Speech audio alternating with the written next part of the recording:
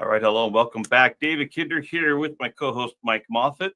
I think we're going to eventually demote our other co-host to a sponsor because he keeps not being here. But we'll give him a hard time about it later. So, how are you doing, Mike? I understand you got some snow going on out there. Yeah, snowing here in Chicago today. Roads are kind of a mess right now, but we're used to that. We got the plows out, we got everything going on, so hopefully by the morning it'll be all clean and we'll be good to go. But yeah, no, snow's definitely blowing around. Fun times. All right, and of course we got my friend Alonzo. Salute, Alonzo. Glad to have you as always. All right, so today we're gonna but I've got a little bit of rain out here, so which is fine. I've actually really enjoyed it being overcast. But anyway, we're gonna. By the way, first time I made it to be live on Instagram. So hey, welcome Instagram. If you ever click on it, we'll see what happens. Today's topic: we're continuing our financial literacy series and today this is week 6: government plans and estate planning documents. This is kind of the nitty gritty of what everybody really needs to know, and we try to keep it to the basics generally, making sure people know what the gotchas are, things like that. And yes, Alonzo, thank you. We keep restreaming it, and I love it. Although you get the views, which is great for you. Anyway, that's fine. It's a beautiful thing. So let's get right into it. And again, we're recording this. This is February 12th, and there's a lot of different things going on for current events, and we're not going to go down that rabbit hole right now, because who knows what's really going to happen. So we're going to, for the purposes of this literacy series, we're going to keep things as status quo. That what has happened in the past will continue, even though in current events there's a whole lot of shaking up going on. I'm glad to see it, but we're going to base our plans and advice and everything based on the past thus far. And the neat thing about good financial plans that you can turn on a dime and you can make new decisions as new things develop. But let's talk about government plans, and primarily we're going to be talking about Social Security and Medicare. Well, actually just Social Security. We covered Medicare, I don't know, 8 weeks ago, whatever that was. Yeah, it must have been late September, early October, right before AEP. So if you want to know anything about Medicare, watch our Medicare episode that I did, and or you can always reach out to me directly and I'll help you out with that. So there we go. Perfect. And once you're in that age, when you begin to actually get onto that program, you got to be 65 and over. That's when it applies. But until then, we're still paying for some of this stuff. And so let's talk a little bit about FICA taxes. That's that thing that's on your pay stub. You're like, who the heck is FICA? I don't know who that is. Why are they garnishing my wages for this much? Let's talk about it, because the government decided you get to participate in paying current Social Security benefits. That's essentially what it is. So I'm going to put it right here in this. So first, I'm going to I tried to be clever and it didn't work. Okay, so first, the Social Security FICA tax. This is not an entitlement program. This is not welfare. I want that really clear. This is not something like, well, I'm entitled to it because the government said I get it. It's not just that. We all paid into it, and it tracks our benefits according to the wages that we earned, and both us as employees and employers, we pay into this thing. And so it's the FICA tax is 6.2% of your paycheck, and the employer matches it for another 6.2%. So that's a total of 12.4, up to the wage base limit of, for 2025, $176,100. So all of your income, and I think that's only for wages. I don't think so. It applies to commissions, because that's just revenue. That still applies there for Social Security, for self-employed income. I'm not sure if it applies to capital gains. So I'm not an expert on that. So I'll throw that out. So if you sell your house, and if you sold your house for a nice large capital gain, It might affect your IRMA, but it may not affect Social Security tax because that's not a wage. So I think Yeah, that, this is more of a wage thing than anything else, than than a capital gains thing where you sell something for a profit. So I right. would So highly doubt that. But if somebody wants to Google it and correct us, we are willing to stand corrected. We do make mistakes, we believe do it or make not. mistakes, but I do try to check with Chat GPT. I'm using it more and more. It does bring it's not always correct, but it does bring a lot of clarity for some things. So anyway, so if anybody thinks that, well, Social Security is just a handout, no, it's a contract with America. We all contributed, we all paid into it, and so we are all entitled to what the program says we're entitled to. So that's the Social Security side of FICA. Then there's the Medicare tax side, which is an additional 1.45% for employees, and additional 1.45% paid by the employer. By the way, remember, if you're self-employed, you're paying both sides. So that's just the way that works. So it's a total of 2.9% with no wage cap. So remember, Social Security, it's up to was it 176, 100? There's no wage cap. You make $1 million, you're paying 2.9% on the whole million. It's just the way that Well, part you're works. paying, you personally, you're paying 1.45%. Your employer's matching it. Well, if you're self-employed, you're paying both sides. So, Well, but then, hey, no, there's more to that because, no, actually, it's not a Social Security thing. But here in California, our wonderful government leaders, they decide that there's an additional 1% wealth tax for incomes above $1 million. But that's not a Social Security thing. That's just an additional income tax that our great leaders get to tell us that we have. But there is, and so I created this one here. It's scrolling along the bottom here. So I put the same things there, but there is for high earners. If you have over 200,000 filing single, or 250,000 filing married, filing jointly, or 125,000 married, filing separately. It's an additional percentage. It's 16.2, not 15. What did I say it was? 15.3, I think it was. Yeah, 15.3. So there's an additional 0.9% Medicare tax on top of that, just because you have a higher income. Congratulations, you've been successful. Which is more of an annoyance than anything else. It's not like you can't afford it, but that's the way that government and taxes seem to work. It's like boiling a frog, right? You put a frog in cool water, you turn up the heat ever so gradually. That's how you cook a frog. It's just little things here and there. And I'm accustomed to seeing this garbage, and I'm so tired of seeing it. But we got to know what it is. We got to know what it's there for and how the system works. Now that we know where the money's coming from, or at least some of the money's coming from, we know that the government does not collect enough in taxes to pay for everything that it does. What kind of benefits are available? So let's start with Social Security disability. This is a tough program to qualify for. I think you practically have to be an invalid. I've never helped anybody to claim Social Security disability. But anybody that can qualify, it's tough to qualify for. And it's a lengthy process, and it could take quite a while before it can kick in. We talked last week about disability income policies. Those are far more forgiving than the Social Security claiming system. It's just, quite frankly, it's miserable. From everything I've heard, and that's why there's law firms that will advertise on television. Television. What's that anymore? I only watch things on streaming. But even then, there's law firms that say if you've been denied Social Security disability, contact us. We'll help you get the benefits you're entitled to. Things like that. Go ahead, Mike. Yeah. No, I was just gonna say, little personal thing about me is 5 or 6 years ago now, I had a liver and kidney transplant, as some people know, but I was also on dialysis, and at the time, and it took quite a while to even get on Social Security disability at that time because I wasn't able to work due to all of this, and it was not it wasn't like they just gave it to me, right? I had to have all kinds of stuff go on and things like doctor's approvals and things like that. So you have to prove it, and so it's not an easy benefit to claim, and it does take time to get on it. It took probably 6 months before it started to kick in.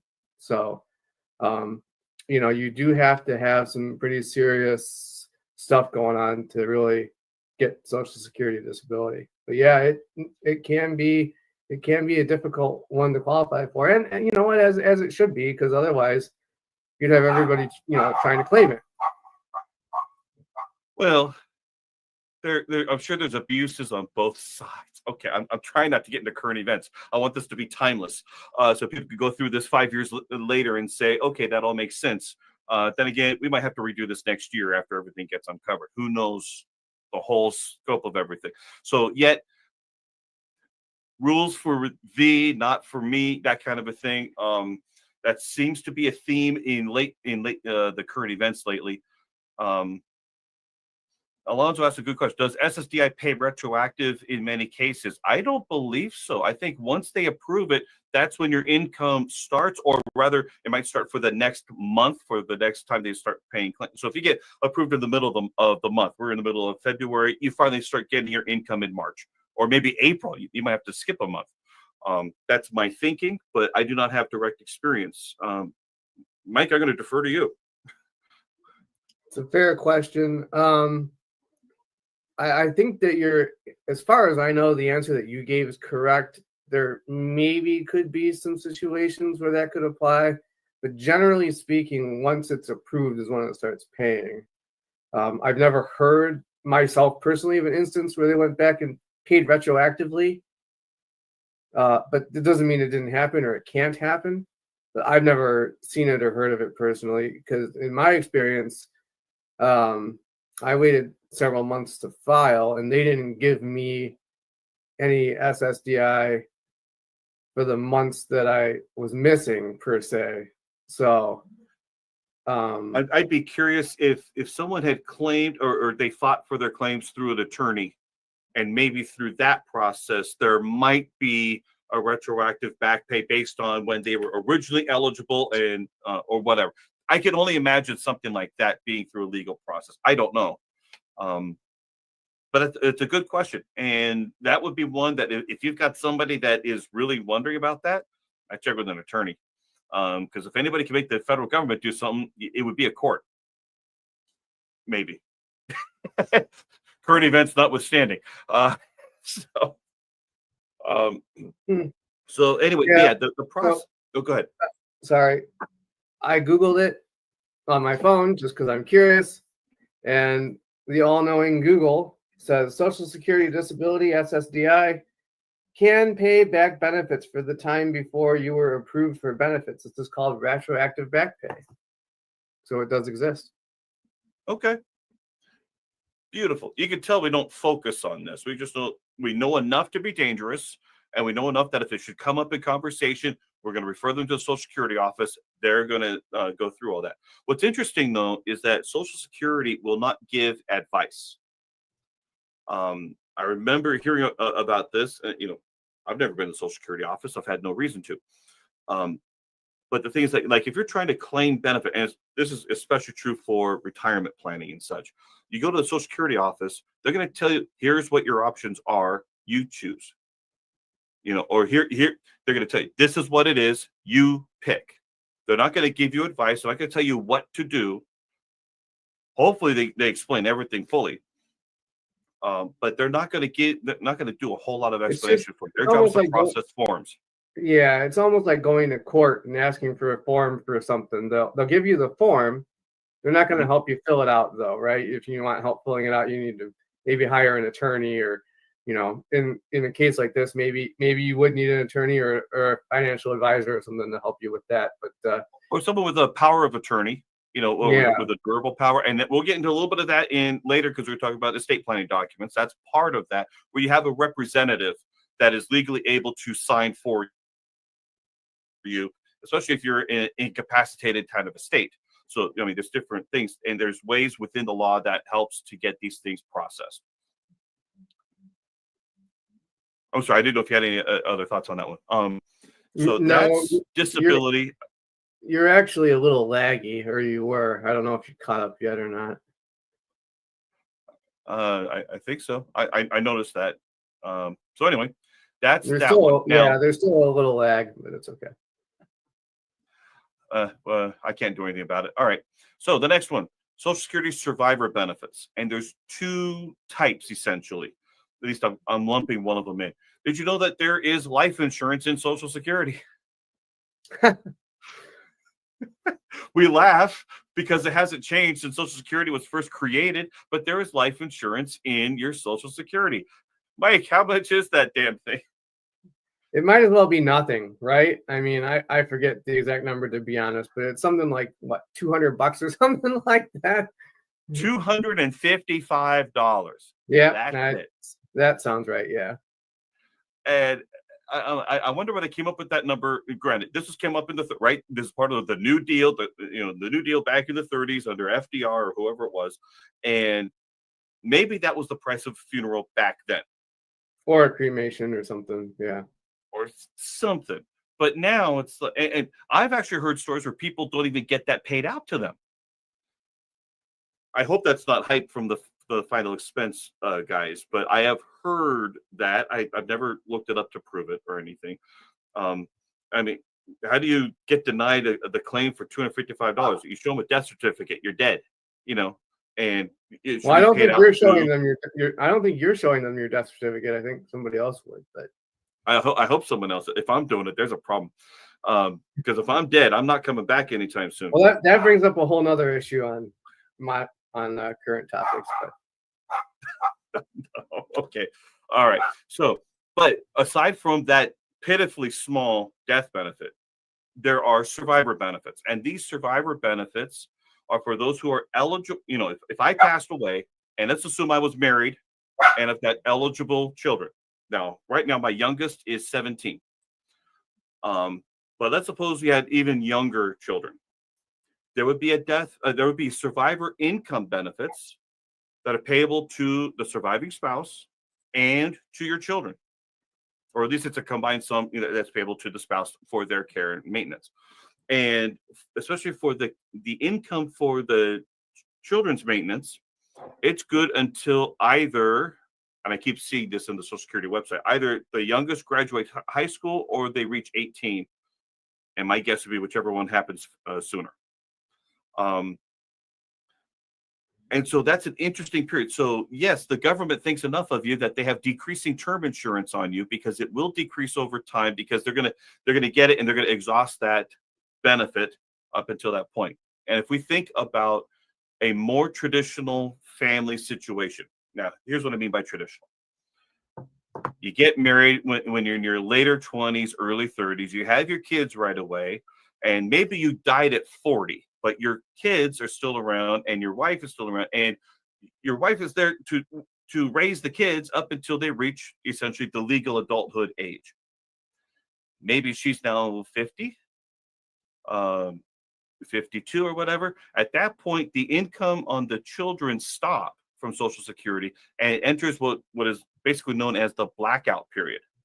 The blackout period is for the time that you don't get the benefits on the younger kids, but you can't get any additional benefits until the earliest of age 62. And that would be a retirement benefit. So between the time the youngest turns 18 until you turn 62, that's the blackout period. And so you don't get that additional benefit at that point. That's my understanding on that. And it's important as part of life insurance planning, essentially, which really the way I would be looking at life insurance planning, bringing it up last week again, is what's the maximum amount of life insurance you can get? What's the maximum amount you can afford?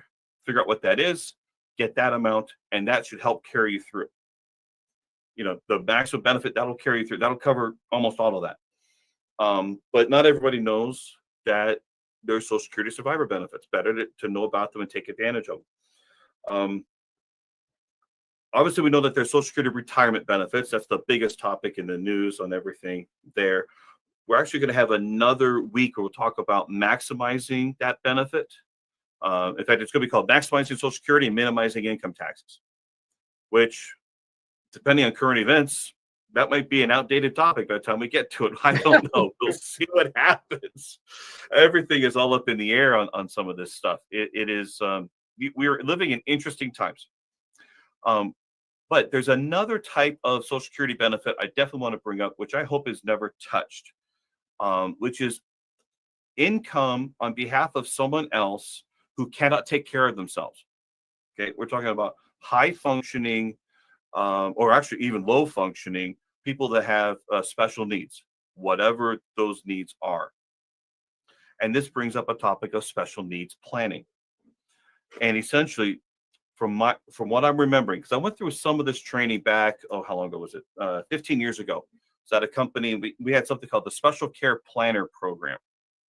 And the Special Care Planner Program was all about how do we help provide for the lifetime care and maintenance of a special needs child without disinheriting them from government benefits. And it's a big topic, and there's some really neat things. In fact, Robert Dillard, he usually follows me on a few things. This is what he primarily does. He works with a lot of families that have special needs children to make sure that by the time they reach the age of 18, and 18 is a special age, and I'm not talking about the fact that now they're an adult, if they have over $2,000 in their name, they could be forever disinherited from receiving those government benefits.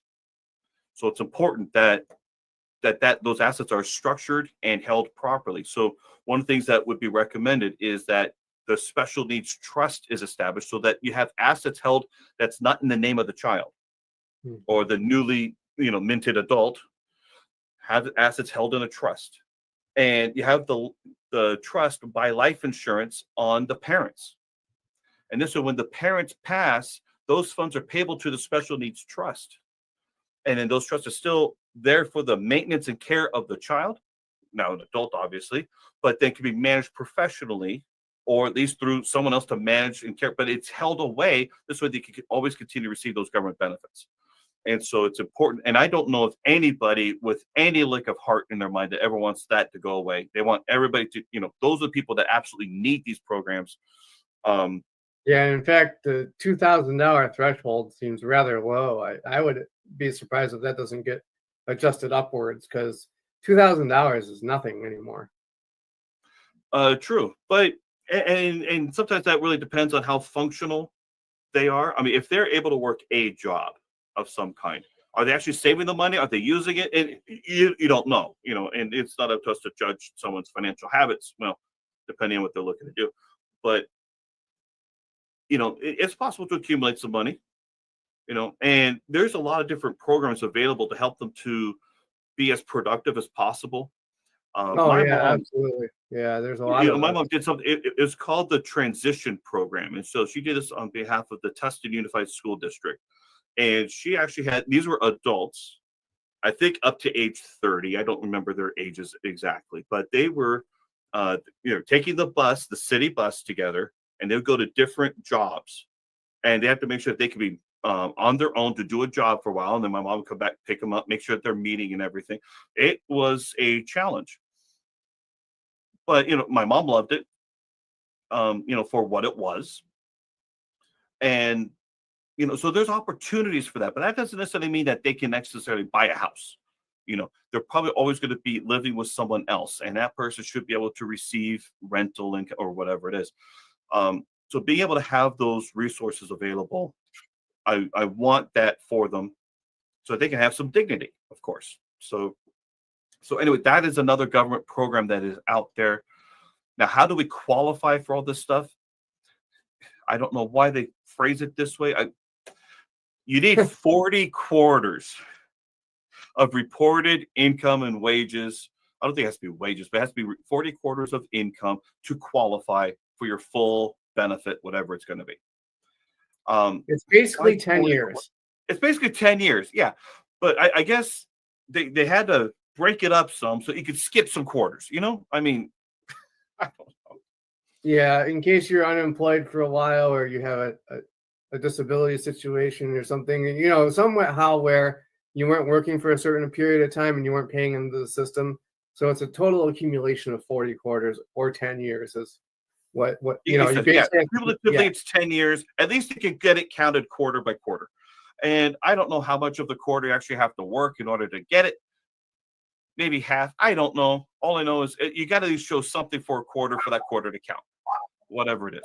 So, and of course, you can go to ssa.gov and request your earnings reports. By the way, if you have issues with that, there are ways to rectify that if it's not reporting accurately. By the way, one thing that's interesting is that if you are in business and you are deducting a lot of expenses, and especially if you're in the real estate business, you deduct a lot of depreciation, you're going to have artificially low income being reported, which will affect the amount of benefits that you and your family could get from Social Security. It's a double-edged sword. For all this freedom you've got, it costs you in other ways.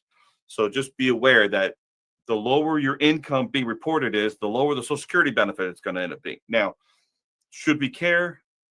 Maybe, maybe not. Depends on what else you're doing with your money.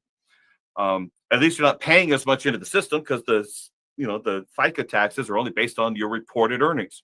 So it is what it is. It all calculates right. But there's Ladies and gentlemen, this is live. They are streaming live. So if you have and yet their questions, Social Security is like $400 a month. Well, why is that? Well, it's because they did primarily a lot of real estate other business, but I want and you they to didn't see have to that pay I'm as not much just a into it, solo and that's guy. the way that the calculations work. So anyway, that's about what I've got on Social Security, government plans, planning for children with special needs. Good to cover that. So any other thoughts? I think we covered everything pretty well on that for that topic. Unless there's anything you're thinking of there, Mike.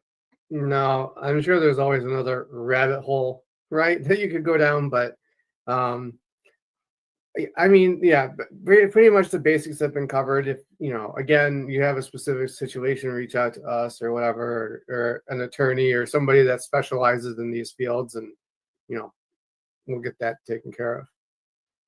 Alonzo asked, because I mentioned that we're going to cover Social Security retirement in another. We're going to cover pension max too. Largely, we'll cover that. Cover a lot of things on that one. Okay, so the next topic is estate planning documents. And surprise, surprise, a lot of people don't necessarily realize this. Everybody has an estate plan. You already have one. What you don't know is that it comes from the state. The state already has one for you. The question is, do you like what the state has already prepared for you, or do you want your wishes known if they're going to be different? So that's the first main thing, is you already have an estate plan. Everybody has one.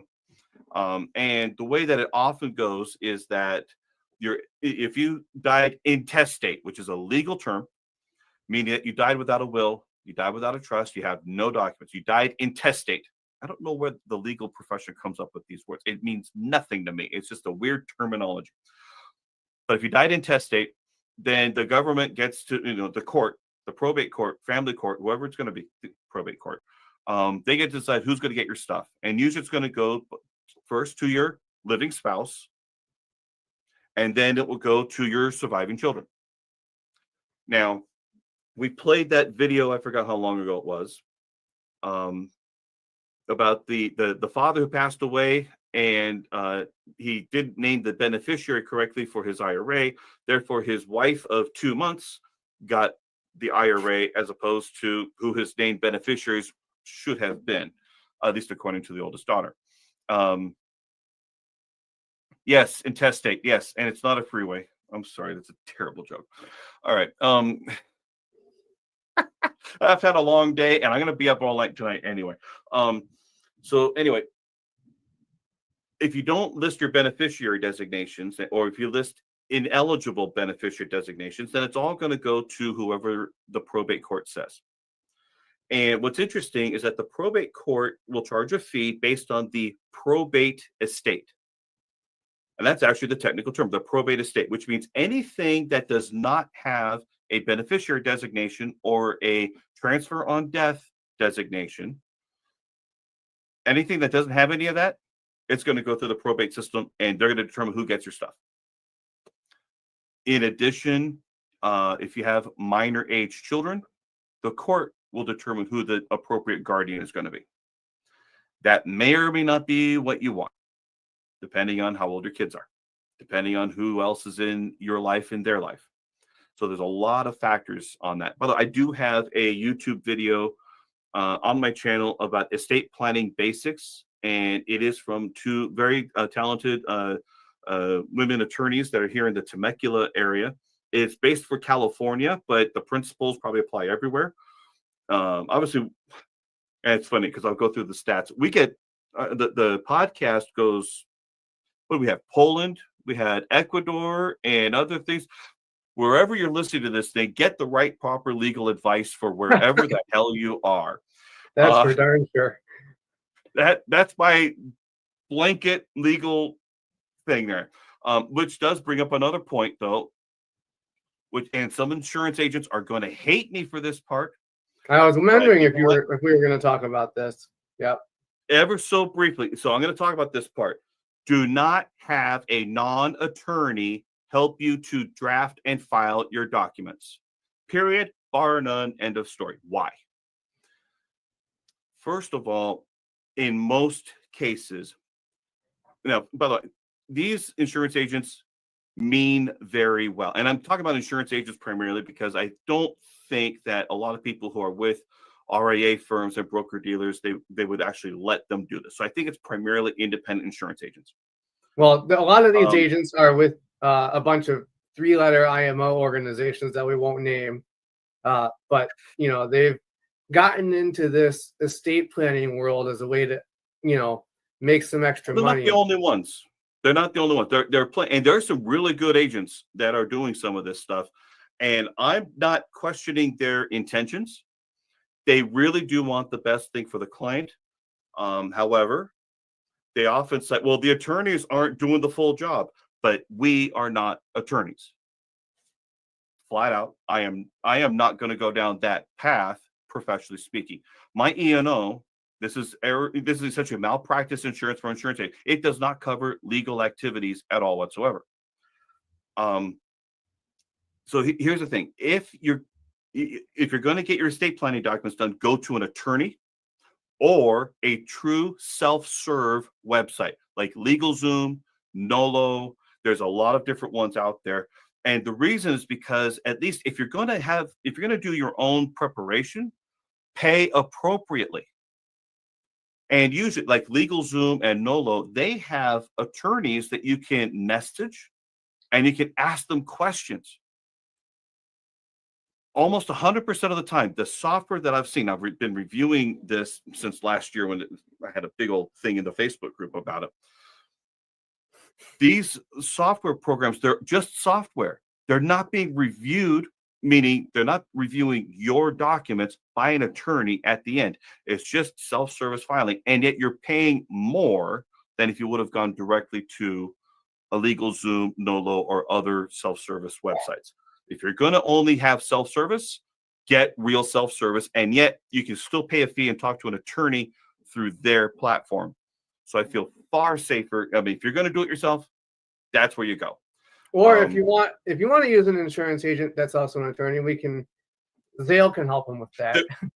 Yeah, there's a few of those. Yes. So, but they have to be licensed as an attorney for their state, Right. And you might say, why is that? Why is this such a big deal? It's just, a will and trust, the durable power of attorney, medical directives. What does it matter? And the reason why is because sometimes the language of these documents needs to be state specific. Otherwise, you could end up unintentionally disinheriting your children from property. Unintentionally. It wasn't your intention. It certainly wasn't the insurance agent's intention. But who's going to find out? It's not going to be the client that got the legal work done. The person who's going to find out. Bottom line is, don't let your insurance agent handle your estate planning. Go to an attorney or a website that does it and does it all the time. I mean, insurance agents are great for insurance. That's what we do. That's what we know. We're not estate planning attorneys or anything like that. So, do it the right way. Well, so the thing is that the mistakes will be found after the person passes, and the mistakes will be found.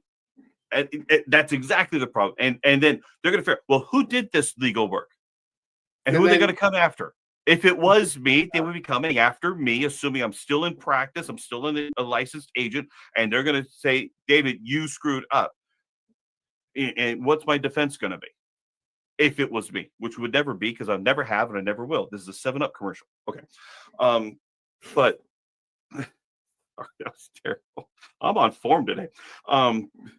So the thing is that why pay more to have less quality and less advice? If you're going to pay less, at least make sure you have a real attorney that you can counsel with, make sure they're guiding you properly. And I had a thought and it escaped me. I hate it when that happens. But yeah, that's the biggest thing, is that we just don't want any unintentional errors that ends up disinheriting people when it's too late. That's no good. So that's my opinion on that. It keeps me safe. It keeps the client safe. It may not be the safest for someone's wallet, in terms of, because the attorneys, like the ladies that I referenced there, they pay at this time, last I checked, I think it was like $4,000 to $8,000 to set up their estate planning documents. Like, okay. You don't have to go to somebody like that charges that much, right? I mean, but do it the right way, and that, that's our opinion, and it should be yours too. Exactly. So every state in the country is different, and a lot of this is going to be based on that was it. That was the thing I was going to talk about. Now, Daryl asked a question which brought me back to my line of thinking. Insurance agents can and do estate planning. I have no problem doing estate planning, but that's planning the estate as far as what do you want to have happen, but it's not filing the documents. I am not going to file the documents. I'm not going to even help you fill in the blanks, because looks like I could be influencing those answers. Yeah, and in fact, when you're sitting down with somebody doing a fact find or whatever you want to call it, those are the kind of questions that should just come up naturally. Who do you want to leave this money to? What's your purpose for this? What's your plan for whatever? So those are things that should come up naturally.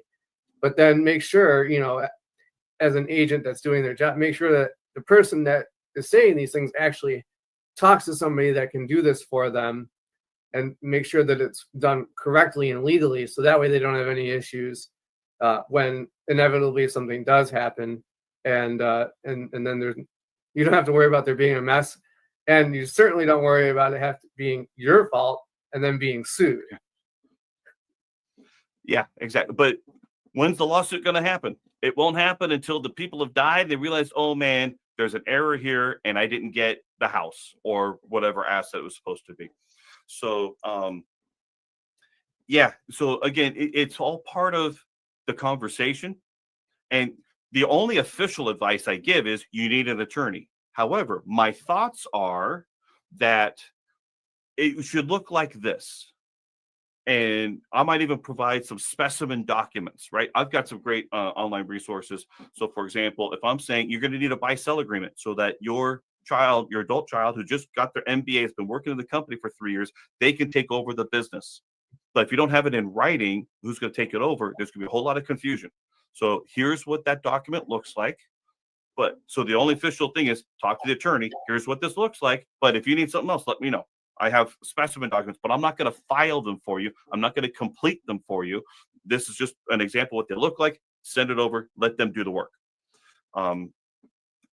Because that's it. That's what helps keep me out of trouble. And it would have a good attorney. They're going to say, well, I do some things a little bit differently, and that's why they should charge more. Because if all they do is they take the specimen documents and they do the exact same thing, I'm like, that's data entry. I mean, come on. There should be some advice. There should be a little things that you're adding in there that can actually add the additional value. And if they're not doing that, then what are you paying them for? But that's my opinion. That does not have to be yours, and it does not have to be the attorney's opinion. All they care about is that the work gets done, and it's also acceptable to the insurance company to make sure they're funding the agreements. So, yeah, okay. So we went off on that tangent. So let's talk about. So here's the thing. Attorneys drop the estate plan and that's the best way to do it. But the companies that have life agents that work with them that do the estate planning, it is a nightmare. So here's the thing. Let's think about the liability on behalf of the companies marketing to insurance agents. What's their liability? Zero. What are they on the hook for? Only for the work that they say they're doing, because they're either attorney backed or not. And those that are attorney backed, then it's their legal reputation on the line. So they already have that anyway. If it's only software, okay, guys, we're going to get slightly advanced here. Every single software disclosure I've seen shows that they're based out of Arizona. Why Arizona? Because Arizona is not prosecuting for the unauthorized practice of law. How do I know that? I know people who know. And he was the one that told me. And every single one of these, it's not just Arizona, it's Maricopa County in Arizona. I'm like, I know exactly where they're based out of. I'm like, why are they choosing that? Why aren't they doing it somewhere else? Because there's certain, and by the way, it's unauthorized practice of law is always a problem. But they're just going somewhere where they're not being prosecuted. They don't have the liability. The client isn't going to be upset with the work you've done until it's too late. So again, part of what I like doing is keeping insurance agents and everybody out of trouble by doing things the right way. So anyway, but let's talk about the actual documents themselves. So a will is everything, right? It can cover everything. Now, a trust is a legal entity. You can have a trust own your home. You can have a trust own anything else. You can have a trust open a bank account, all that stuff. And it's separate from you being as an individual. So from there, now, by the way, there's two types of trusts. And essentially there's a living trust and a testamentary trust. Testamentary trust is formed at your passing. That's when that one comes alive. It's strange. You die, it comes alive. Sorry, I hate thinking that way, but that's the way it works. But in the meantime, the living trust, you can open accounts, you can do things. It doesn't really do anything other than it says that the property is going to be distributed according to how the trust is written, the trustees and the beneficiaries of the trust, et cetera, et cetera. Anything that is not specific in the trust that can actually be done in what is called a pour over will, which basically says everything that's not listed in the trust was listed in the will to be distributed according to the terms of the trust. Done. Very, very simple on that. I say that being a non-attorney to say that. Now, when do you need a trust? Now, I think I might have said it earlier. I don't recall. But in California, the probate estate, again, everything that does not have a named beneficiary, the probate estate is 5% of the estate's value. So if you have if the only thing that you had was your home, and if everything else had beneficiary designations, transfer on death, instructions, all of that stuff, if everything else was already there, but you didn't have your home in a trust, and if your home's $1 million home, which is not hard to do in Southern California, automatically it's a $50,000 estate probate cost. 50 grand right there. So, which one's easier? 50 grand to pay later or 4 grand down to preserve the asset to make sure it goes to who you intended to. Well, it depends on how big of a pain in the butt do you want to be to your beneficiaries. I mean, do you want them to celebrate your death, or do you want them to actually mourn the fact that you're not here anymore? I mean, really, it's kind of what it comes down to. How do you want to be remembered? Man, that person really messed this up. We've been spending years cleaning it. I mean, if you want them to think of you badly, if you really, by the way, that's the other thing that's true is that if you really hate someone, make them the executor of your estate. They'll hate you forever. Just saying. Okay, so that's the will and the trust. A power of attorney is the right to act on behalf of someone else. And generally, there's two kinds. You have a financial power of attorney, and then you have just about everything else, which I can't really think of right now. The main thing that comes to mind is the financial power of attorney, making sure that you can transact business, take care of things on behalf of someone else. If you want to get that done at a bank, I was just talking to someone about that a week or two ago. Sometimes the bank has their own power of attorney forms that you have to get signed and notarized in order to make sure that they're recognized by the bank. But it's a way that you can become an authorized signer to transact business on behalf of someone else's account. It's similar in a way to that of being a representative payee for someone receiving Social Security benefits. Basically, you will be accountable to the court. You will still be accountable in law because you essentially have a fiduciary duty of stewardship and accountability for the persons whose funds you're managing. So got to make sure you got someone who's you actually trust to manage your affairs. The fourth one, which is so important, is medical directives. Now, medical directives, this is the Terry Schiavo thing, which now has become such a long, uh, such an older story now. But Terry Schiavo, I forgot how long she was in the hospital. I think it was years. Yeah, I can't remember now. But this is a story like 20 years ago, and Yeah, no it one was had. a long time ago. I was pretty young when people were talking about this. Okay, we're not that much different in age here, my friend. Okay, but anyway, but Terry Schiavo, she was hospitalized for quite a long time, but there was no medical directives on file for anyone to be able to have the authority to go ahead and say pull the plug.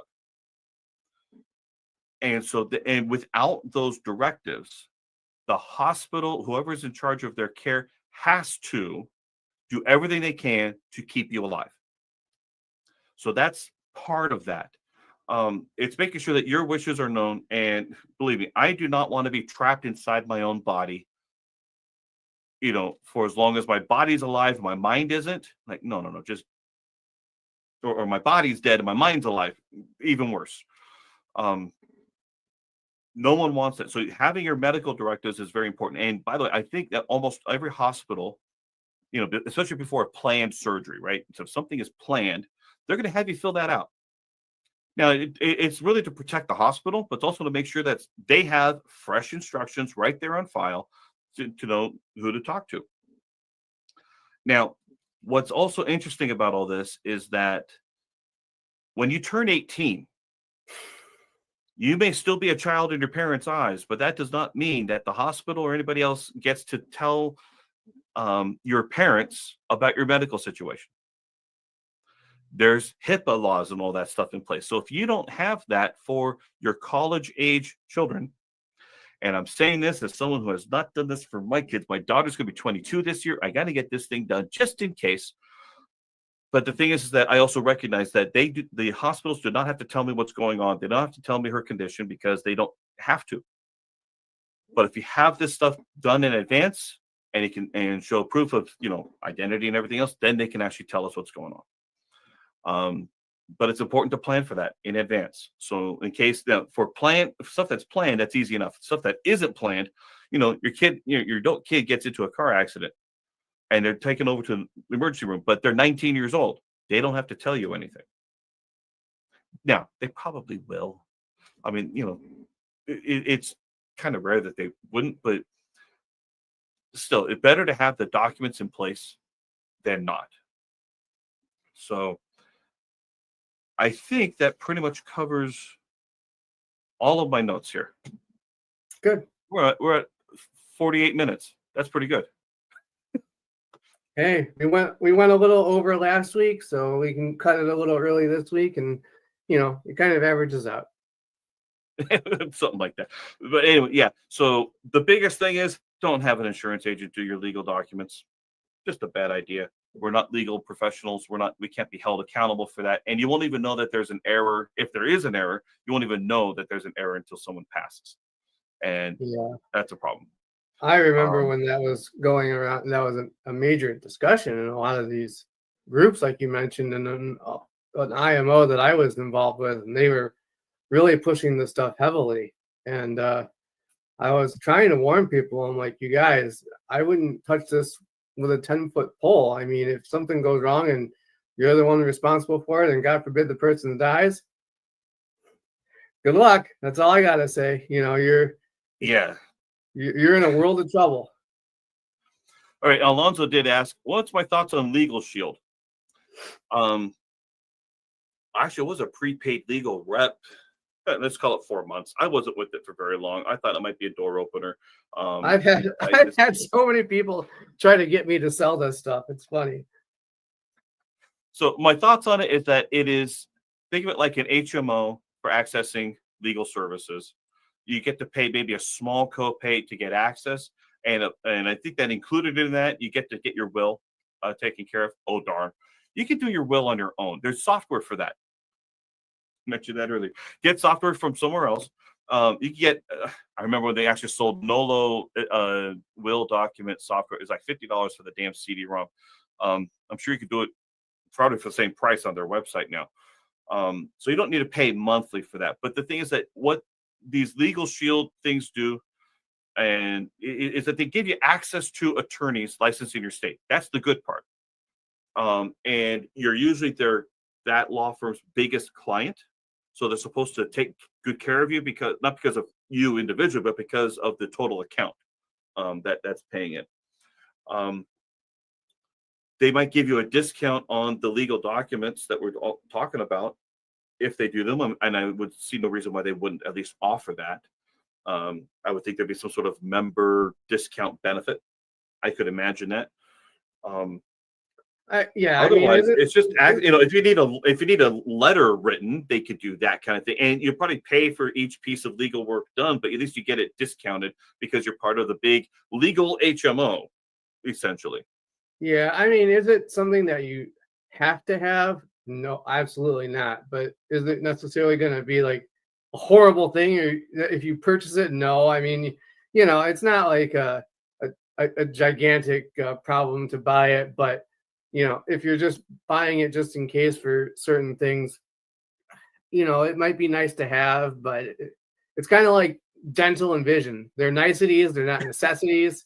It's like if you have them, you probably use them. If you don't, maybe you go and pay once a year or twice a year for your cleanings or whatever and pay out of pocket. But it's kind of in that same kind of vein. If you have it, fine. If not, fine. It does bring up, because one of the things that they do offer is identity theft protection, which is a misnomer. And I say it's a misnomer because they're not going to protect your identity from being stolen. They're going to help reimburse your legal costs for getting everything restored back to the way it was. So there's a difference there. And the poor guy who was doing, I forgot what it was called. I'll have to Google it later. But the guy kept advertising his own Social Security number in his ads. And it was a big deal for his identity theft protection. And he got his identity stolen like 12 times. I mean, how effective was that? But it wasn't about effective, stopping identity theft. Although they do have proactive measures that you would be enrolled in to make sure, locking down your credit report. Which, by the way, you can always lock down your credit reports for free. You don't need to be a member of something to be able to do that. But LifeLock, thank you, Alonzo. That's what I was thinking of. LifeLock. Shows how current I've been on that. But that guy. 12 times. So I think there needs to be a certain amount of responsibility we have to take to make sure that we're not putting ourselves in danger. So don't put your Social Security out there for everybody. But yeah, they help reimburse the costs of getting your life back together after something happens. I think they've advertised up to $1 million of legal costs. Yeah, something like up to $1 million. Yeah, something like that. So I won't say that doesn't have benefits. Well, it doesn't. It doesn't have no value, but right. Again, it's do you really need to pay for something like that? I mean, maybe if you're using stuff and going to websites that you don't really, you're putting your Social Security everywhere, on the internet. I mean, hey, maybe you do. Clicking on those damn pop-ups, right? I mean, yeah, the pop-ups, right? My stuff has been on the dark web. I don't know, and I can tell when I'm getting stuff because I move things from other email addresses and I still have access. And it says, okay, a Bitcoin transaction is taking place in your name. I'm like, no, that's one of those leaked emails. I know that's where that stuff is happening. So you got to be able to be diligent and vigilant on how we protect ourselves. Yeah, but you know what? If it makes you feel better, and it helps you sleep better at night, it's inexpensive. Go for it. Whatever, who cares? And I would suggest that if one has good credit and decent assets, this is cheap insurance because someone is going to go after you once they figure out that you have great credit. I mean, if you got a credit score above 700, you probably should be getting something like this, just as a additional step of proactive measures to prevent an issue from happening. Because when it happens, you got to spend all the time to clean it up. And especially if this is at a time when we might have low interest rates, you want to refinance that house. It might be hard to do when you have open identity theft issues going on. So an ounce of prevention is worth a pound of cure. I think that's the phrase. Was it $20 a month? I think that's really good for peace of mind. I would think business owners really should have something like that, because if anyone's going to be a target, either just for finding your information or maliciously, imagine if, I hate to say it, but this is look, I got loss prevention training from Wells Fargo, meaning that a lot of the fraud that was detected in a bank, over half of it happens internally. So my job is to help make sure we prevent stuff from happening in the first place. And so if you're a business owner, who's the number one person who could probably rip you off the greatest? It's probably the person that's signing the checks. The people that are closest to you have the greatest ability to cause a lot of damage. So the question is, can you put other preventative measures in place as a step to protect yourself? And I would look at any of those measures as possible. I didn't expect to go on that rant, but there we go. Well, anything else you got for us tonight? I think I'm good now. Okay. Other than for everybody else that's watching and listening, I am having a special webinar for the Facebook group. Emmy award-winning and the bad boy of karate, Sean Kanan, who played Mike Barnes in Karate Kid Part 3. I had a nice little chat with him last week, and he will agree to do a motivational event. I'm like, sounds great to me, because he's been a motivational speaker. He's been an actor. He's had a couple of things in his life that are really worth listening to. Should be an interesting session. If anything, I get to be a fanboy, because dropping at midnight tonight is Cobra Kai Season 6 Part 3 dropping. So I'm going to be up for a few hours watching that. Which is what I was mentioning before. I'm going to be up all night. That's the reason why. That was sidetracked, but whatever. So anyway, guys, is that similar to Matt Foley, the motivational speaker? No. Hell no. I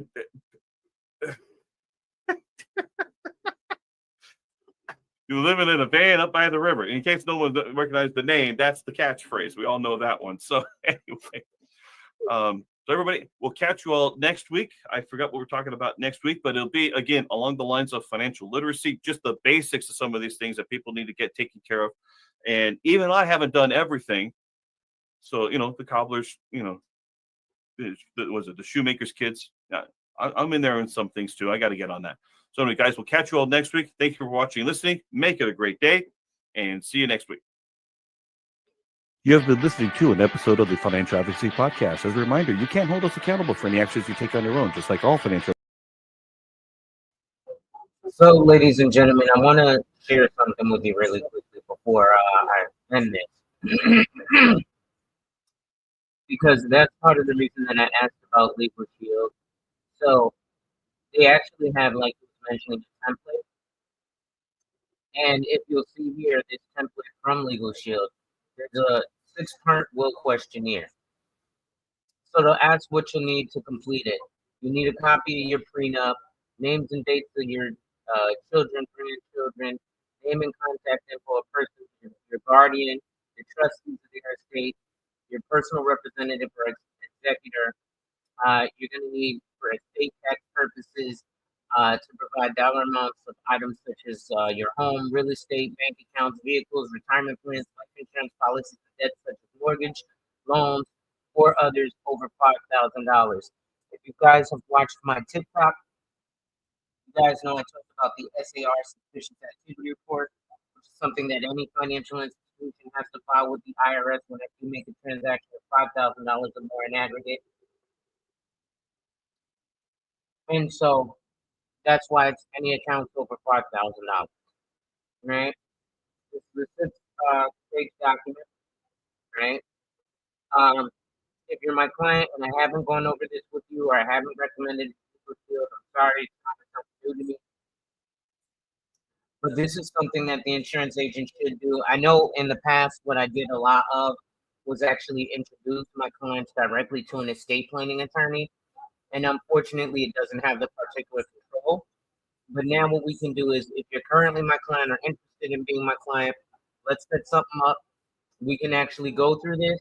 And then when you go speak to an estate planning attorney, you already have this set up and ready to go, right? I don't want to be a one-stop shop, but I do want to be a resource for anyone who can involve themselves with, right?